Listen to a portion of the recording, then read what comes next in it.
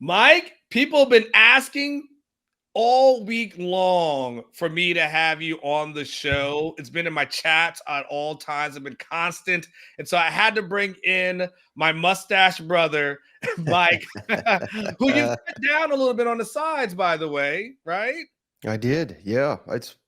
It gets pretty gnarly. So I just shaved it up yesterday. So give me a week or two. It's gonna look like uh I can't think of that old dude's name with the Walter Brimley. That's what I'm going for Oh right yeah, there. Wilfred Brimley. Wilfred Yeah. Brimley. You're gonna look like yes. Was that Little House on the Prairie? Was that what he was on? And the Quaker Oats ads, I believe. So yes, I definitely am Wilfred out. Mike, I want to get your thoughts though. I want to give me your thoughts over the weekend. We talked about it before, but the committee came out with the top four. Did the committee get it right?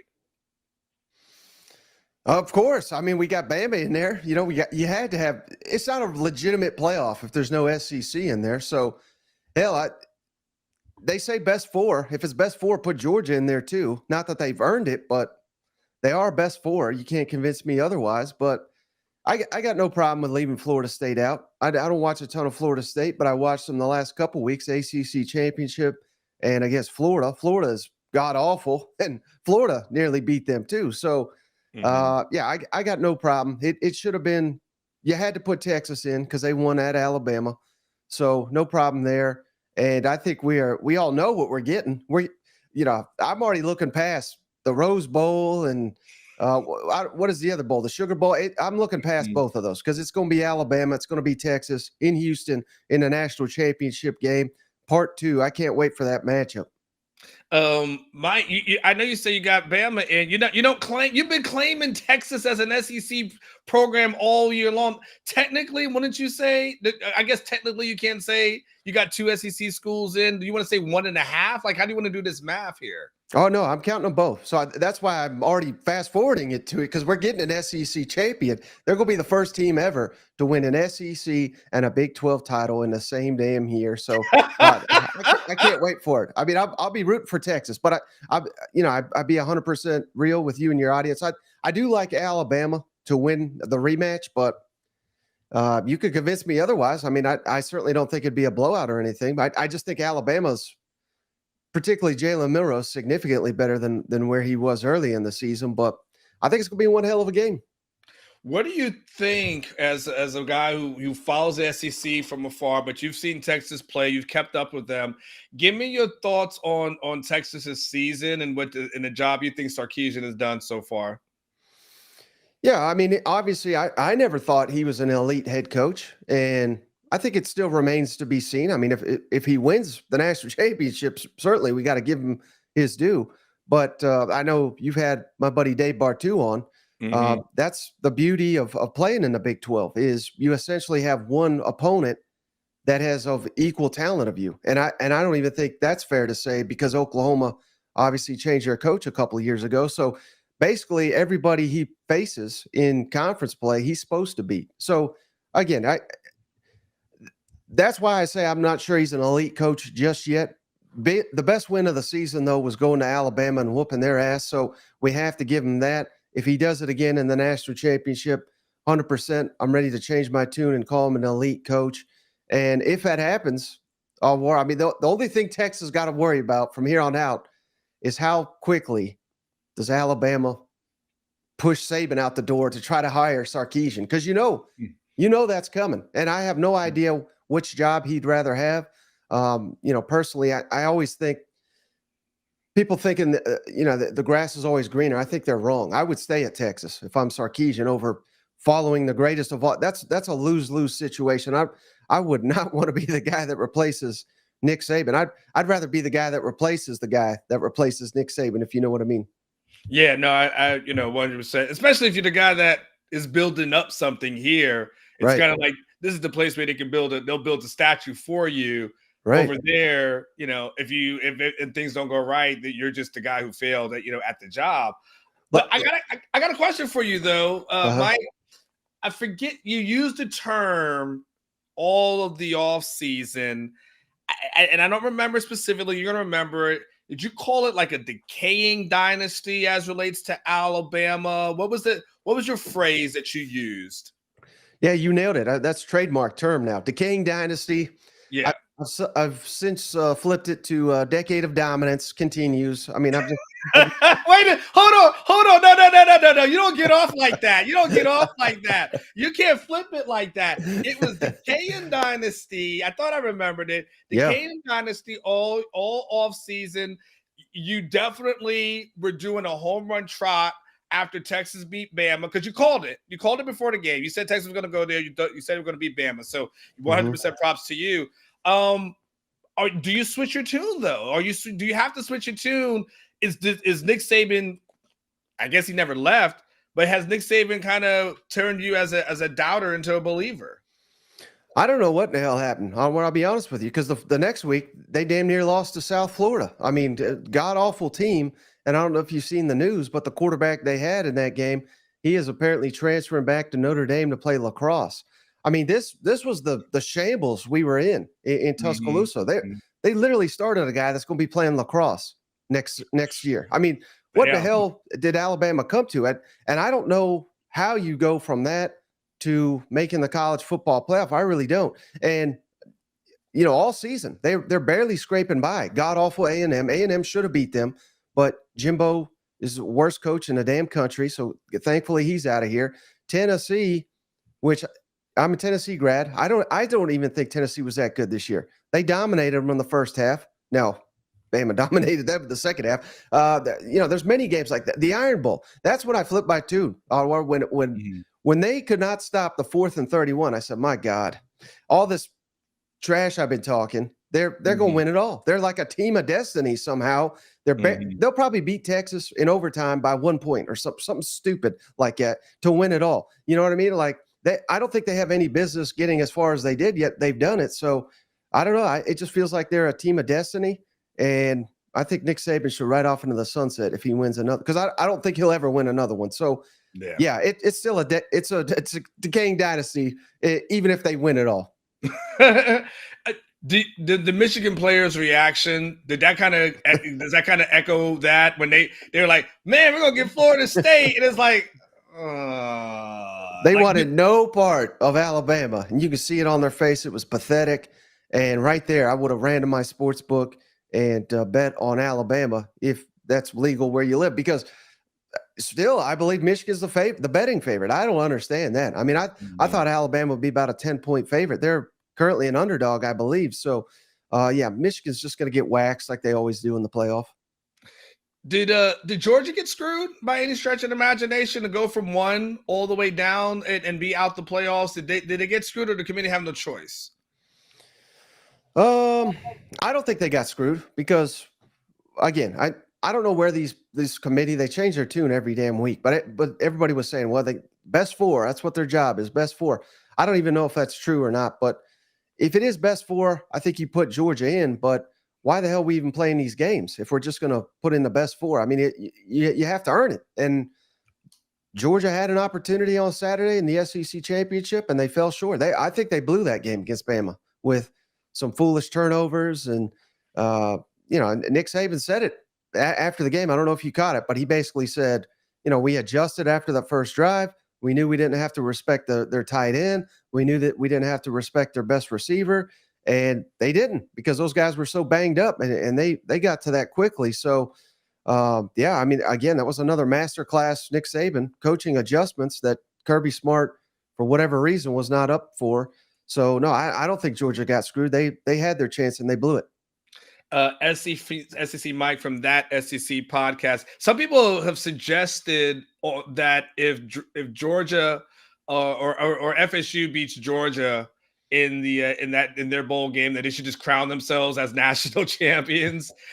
Do you think this for two teams that maybe feel left out? Do you feel like there's something like either one of them can gain from this game or not, or will it not matter to the mass public opinion? Yeah, I mean, I don't think it'll matter at all. I really don't. And I would anticipate a bunch of opt-outs for Georgia. So, yeah, Florida State probably will win, and they'll try to be UCF Junior, and claim they'll probably even have a damn parade that, will just be mocked by nationally because, but but hell, that's probably what I would do too if I was a Florida State fan and just claim, we were the only. If Alabama wins, if Texas wins, they can rightfully say, hey, we're the only undefeated. But no one's going to honor that. But yeah, I think it's kind of smart. But when UCF did it, it kept them in the news. That's all it really accomplished. So I don't know if you're Florida State, if you want to be constantly in the news as just a sore loser, but that sounds like Florida State to me. Yeah. One thing that's interesting, Mike, is that one of the seeming like, I know the committee is all over the place, right? But there seemed to be the determining factor ended up being that Texas beat Bama on the road, and that helped them get in. But the committee did not punish Alabama for losing to Texas because they played a tough opponent. It's kind of a multi-layered question here because the SEC, we know, does not schedule tough non-conference opponents, right? It is a lot of directional schools as far as non-conference opponents are concerned. As we move forward and the SEC expands, do these other programs now need to think about, okay, when it comes to the committee, we might want to take off some of these directional schools and start scheduling more functional schools? That's the part one of it.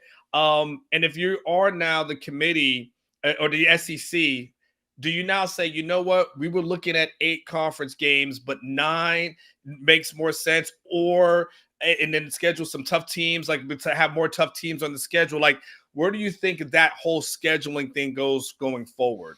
Yeah, well, to answer your first part, that makes sense logically, right? Where maybe you get Mercer off the schedule or Abilene Christian there's an unlimited number of those schools. Instead, you play Texas because you're right. I mean, that they didn't hurt Alabama, but I already saw it from Greg Sankey and all these people down there that it's pretty pathetic, Al Ward. The people that even cover the school, they were like, well, by God, if Alabama don't get in, they should never schedule a hard team because what's the point of playing these tough games?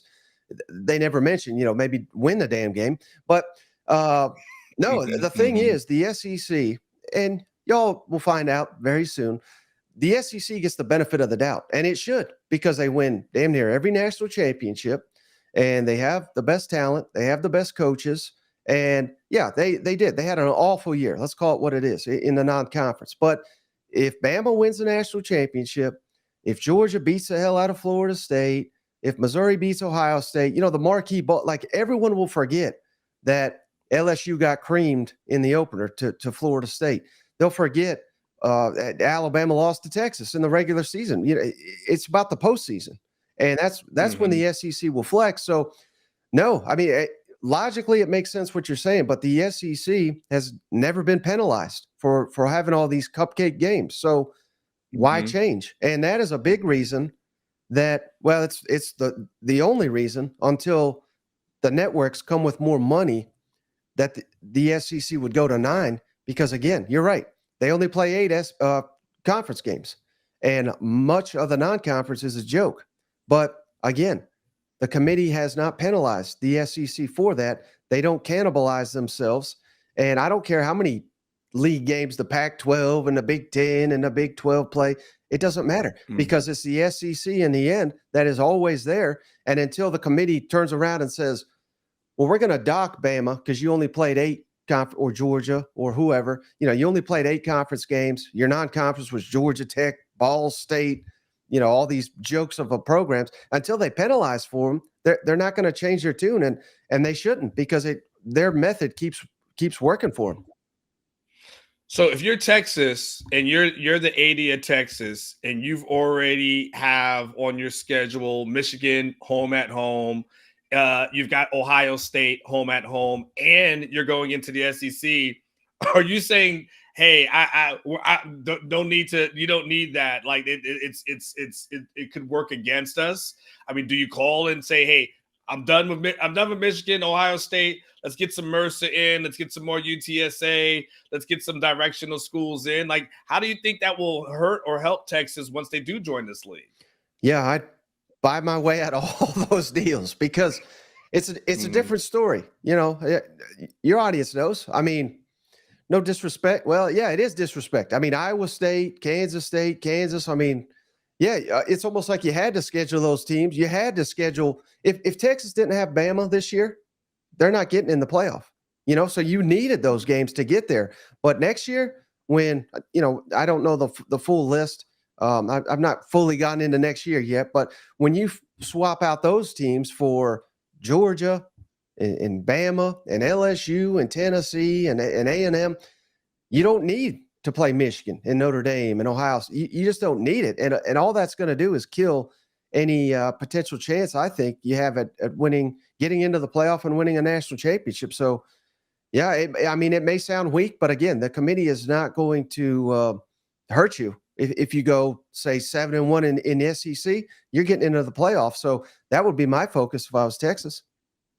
Yeah, just so you know, outside of Colorado State, they're at Michigan. They have UTSA and Louisiana Monroe. Then they're Georgia at home, at Arkansas, at A&M, Florida at home, Kentucky at home, Mississippi State at home, and then at Vanderbilt is what that schedule looks like for them. A&M, one of your favorite subjects. Did they get it right with their hire with Elko, or did that impress you? Did that move your needle at all? Yeah, I think so. Because again, I go back to my buddy Dave Bartu, who does all the coaching grades and everything. I mean, Jimbo was like the worst in the country the last couple of years. His coach effect was -9. And just to put that simply, he projects the winner of every game in the preseason based on how much talent your roster has versus the opponent and where the game's played. So Jimbo lost 9 games he shouldn't have the last 2 years, god awful, whereas Mike Elko was +6. Means they won 6 games they were projected to lose. So again, it's not quite that simple, but Elko's been there before. He knows the landscape. I think, certainly Texas A&M's record while Mike Elko there is a compliment to him and what he can bring to that program. It's not a home run hire, but hell, I think A&M got the home run hire, win the press conference moment when they got Jimbo, and he didn't do anything. I mean, he was a joke. So it shouldn't be about trying to win the press conference. It should just be, A&M's got damn near as much talent as Texas, but one team's in the playoff and one team is fighting for bowl eligibility. You know what I mean? Clearly something's wrong in College Station. They got to uproot the whole thing and change the coaching staff. And as long as they can hold on to a lot of these key pieces with NIL, they're going to recruit well. They're going to recruit out of the portal well. So they just need a qualified adult, a coach, not a damn guy that's going to run his mouth and complain about Saban did this, Saban did that, and then not win enough games. So, it's always a crapshoot. I can't sit here and say Mike Elko is going to be a grand slam or anything, but I think if I'm an Aggie, the main thing that would concern me is that he only did it 2 years at Duke. So it's not a lengthy track record by any means. Now, could they have hired someone better? Maybe again, I don't watch Washington, but how can you not be impressed by what that coach is doing? Someone like that, maybe, but you probably couldn't get him till after the playoff and with the transfer window, with the upcoming signing period, you just can't wait in today's modern college football. Well, last 2 things I'll let you out. If Texas, when Texas goes into the league and if they're better than in A&M in year 1, your opinion of both programs would be what? If Texas is better than A&M? Yeah, year 1. Well, they should be, because A&M's one of the worst teams right now.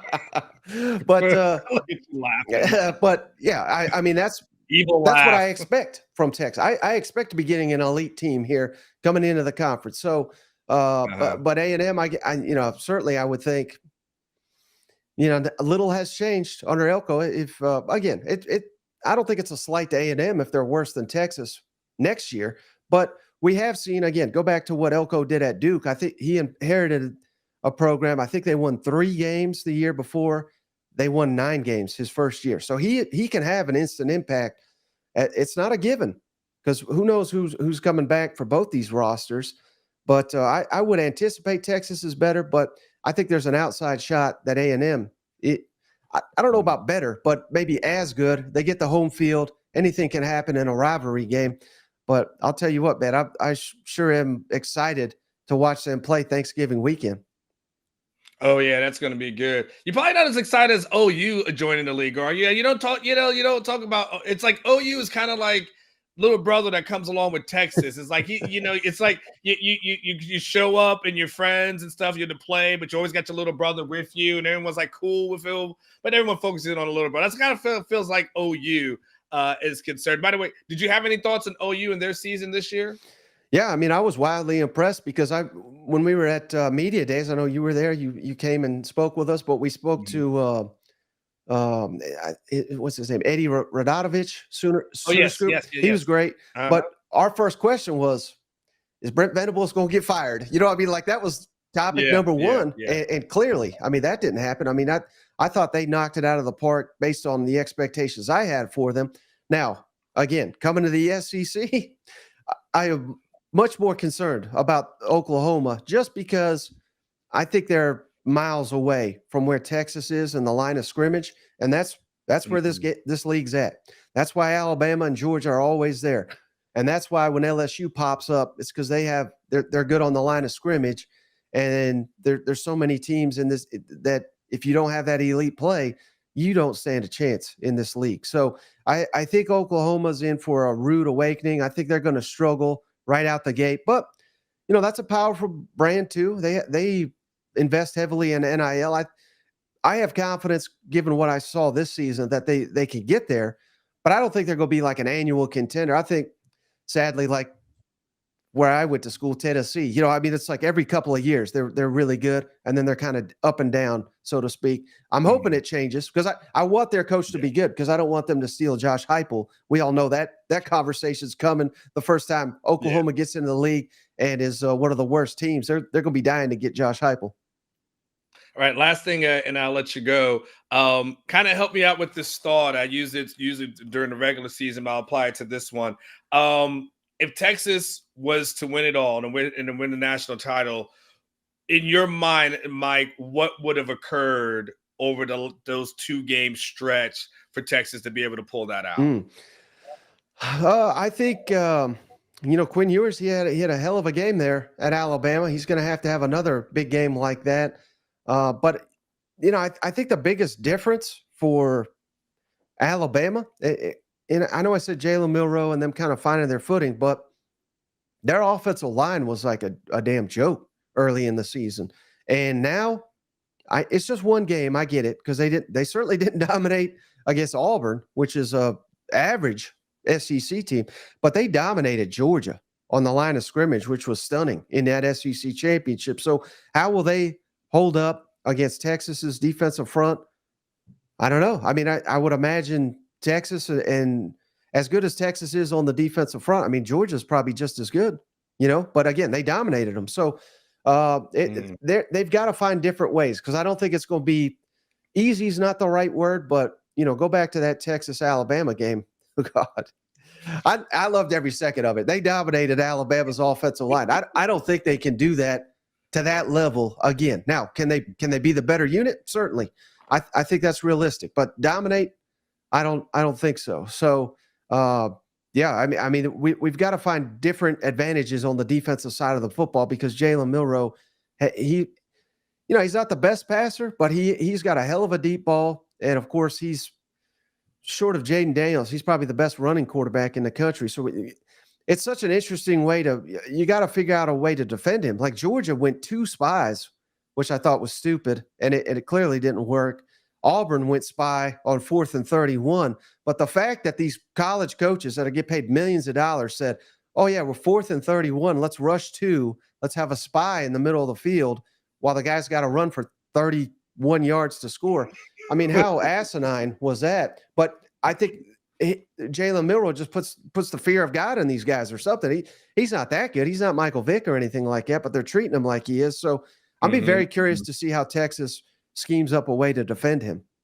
All right, guys, we are only moments away. First of all, we are no longer doing anything with the Big 12, right? So we are basically SEC. Like they already got the Big 12 championship. It's all about the SEC, obviously, going forward. That SEC podcast, Mike, tell everyone how they can follow you, how they can subscribe to the podcast, because we don't care anything else about the Big 12 going forward. Obviously, once you get past the playoffs, but you need to know about the SEC. He's the person for you. Mike, give him all the information. Yeah, appreciate it. So just search SEC Mike. That's me on Twitter. And then the podcast, that THAT SEC podcast, highest rated SEC show on Apple and Spotify. And now on YouTube, we're growing and growing. I mean, we've only had the YouTube version for 2 years. And it's getting out of control what we're doing over there. So I appreciate the plug. But before I go real quick, I want to ask you, I'm going to have you on my show. I'm going to ask you a lot of questions here coming up. Everybody should go check that out tomorrow. But what do you think is the biggest benefit Texas is going to get leaving that garbage conference to come to the big leagues, the major league, SEC? I'm just kind of curious what you think Texas is most going to get out of this. Well, I think to your point, they will be where they ought to be, right? And so they don't have to like fake and pretend on anything else, right? They don't, there was the thought was for years like, oh, I'm gonna go to SEC because our academic standards are so high, and SEC academics are not high. We're probably more of a out west with the Stanfords of the world and Cals of the world, like those kind of things. Like they can just stop playing and say, you know what, we really care about football, right? Like let's just stop acting, let's stop faking. Like we want to win at football. This is important. That's what the hiring of Sarkeesian was all about. Like, okay, you know what? We need to get a guy who's in the SEC, who understand that, who's under the GOAT, right? Bring in some guys who are on that staff who understand how to win, understand we got to build up the offensive line, build up the defensive line. And now I think when things get to your point, what you've had, if there's a tie between Texas and any other program in the country, having that SEC on your jersey, in your background, I think that's going to make a huge difference, because they're going to know, okay, you played against real teams, you played against real conferences, and so because of that, I think that helps out Texas a lot, going forward. So, and then playing competition week in and week out. I think the other thing too, it helps, Mike, it will help with recruiting, because the state of Texas has, all these programs have come in here and they've been able to take a lot of the top talent, because why? Those kids they want to play in the SEC because they want to get drafted. And, it's been hard to say, well, stay here because you're offensive lineman, or stay here because you're defensive lineman. It's like to go to the Big 12 where no offensive lineman or defensive lineman get drafted. Then every draft goes by and we see, a billion of them in the SEC. And by the way, they always have like 70 kids get drafted and like 12 or 15 Big 12 kids. So it helps from a recruiting standpoint, a brand name affiliation, and then basically running with the big boys, which is, Texas hasn't been able to feel that way in a while, but they'll actually be able to have that. Ask me that on your show. Yeah, and I live in Nashville. I think it's the best SEC city. Yes, I think we got some competition now with Austin. I love Austin, so split the difference there. But I love Austin, so I can't wait for Texas. And you could bring Oklahoma with you. Just I guess bring them with you. Little brother wants to play football. What we would do is like, okay, in this time, you played football. You're like, hey, let's just we'll hand off to little brother and then let him run for a little bit, let him get in the game. That's what Oklahoma is. He's like, it's little brother who you let play with the big kids. You're like, all right, it's your turn. And then you're like, oh, and everyone falls down and makes it all dramatic. Like that's all that is. And yes, Nashville was the best SEC city, but there's nothing wrong with being number 2, because you'll have a lot of people coming in on a Thursday to go to Austin, because that's how cool of a city is. All right, Mike, I'll see you in next 90 minutes or so. Make sure you send me a link and I'll be ready to go. All right. Thanks for having me.